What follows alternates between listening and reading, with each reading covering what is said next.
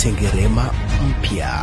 Hakuna sekta ambayo imeachwa katika wilaya yetu hii. Kila sehemu ukienda inaguswa. Aina za kamusi ni ngapi? Karibu Sengerema mpya. Serikali ya awamu ya 6 iliamua kujenga hospitali ya wilaya. Ujenzi wa hospitali hii ambao sasa kuna majengo 11 umegharimu kiasi cha bilioni 3.135. Karibu Sengerema mpya.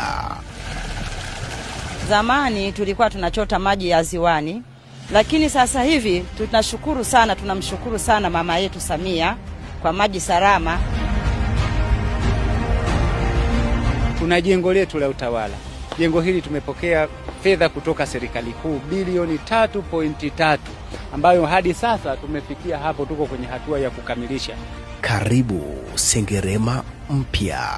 Sisi tumeona, tumeamini na vile vile tunakubali kwamba kazi ya Mheshimiwa Rais Dr. Samia Suluhu Hassan sio mchezo, na kwa hiyo tunasonga mbele na jicho la mama kwa kweli limetuona.